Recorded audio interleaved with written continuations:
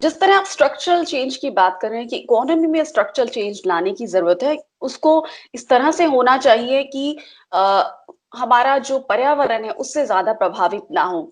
बहुत छोटी छोटी चीजें हैं जिस पर मैं चाहूंगी कि आप हमारा दर्शकों को बताएं।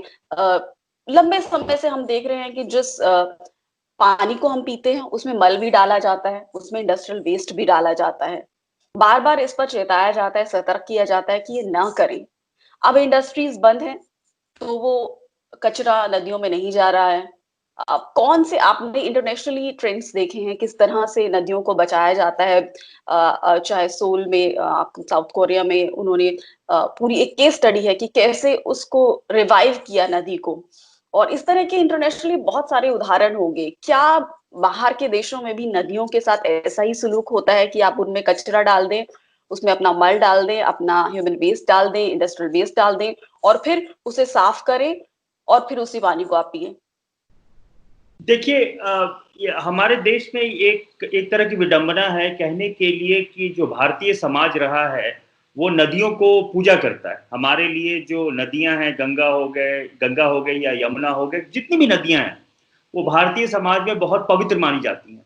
लेकिन ये भी सच है कि हमने अपने परंपरा के साथ में नदियों में गंदगी भी डालने की परंपरा है हमारे यहाँ। तो आपने ये पूछा कि विदेशों में क्या होता है। देखिए, आज से 50 साल पहले जो डेवलप्ड कंट्रीज हैं वहां भी नदियों में काफी प्रदूषण था।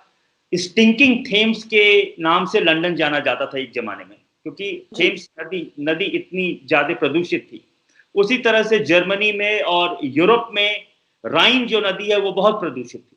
तो सभी जगहों में नदी में प्रदूषण अगर आपको कम करना है तो उसमें इंडस्ट्रियल जो वेस्ट है उसको डालना कम करना पड़ेगा, और हमारे घर से जो वेस्ट निकलते हैं, मल मूत्र निकलते हैं, उनको हमें नदियों में डालना, उसको कम करना पड़ेगा। उसको ट्रीटमेंट प्लांट में अच्छी तरह से ट्रीट करने की जरूरत है। जी। तो अब आप हाँ, अब तक जो हमने ये देखा है कि चाहे वो गंगा एक्शन प्लान 1984-85 में शुरू हुआ हो या अभी नमामि गंगे प्रोग्राम शुरू हुए हैं, उसमें हमने ज्यादा से ज्यादा हार्डवेयर पे फोकस किया है। मतलब कि किस तरह से ज्यादा ट्रीटमेंट प्लांट लगाएं, लेकिन हमने उस पर फोकस नहीं किया है कि किस तरह से कम नदियों में गंदगी जाए। ये दो बहुत ही अलग चीज हैं।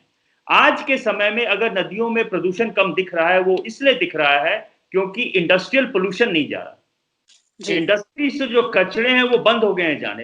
पहले कचरे जाते थे ट्रीटमेंट प्लांट के बाद। तो ये बताता है कि सिर्फ ट्रीटमेंट प्लांट सफिशिएंट नहीं है। हमें ट्रीटमेंट प्लान के अलावा कम से कम ट्रीटेड पानी भी नदियों में डालने की जरूरत है, क्योंकि एक ट्रीटमेंट प्लांट का एक कैपेसिटी होता है, उसके उसके बियॉन्ड वो ट्रीट नहीं कर सकता। तो जो कोविड की जो लर्निंग है वो ये है कि हम कितना कम से कम ट्रीटेड वेस्ट भी हम नदियों में डालें, तभी नदी साफ हो सकती है।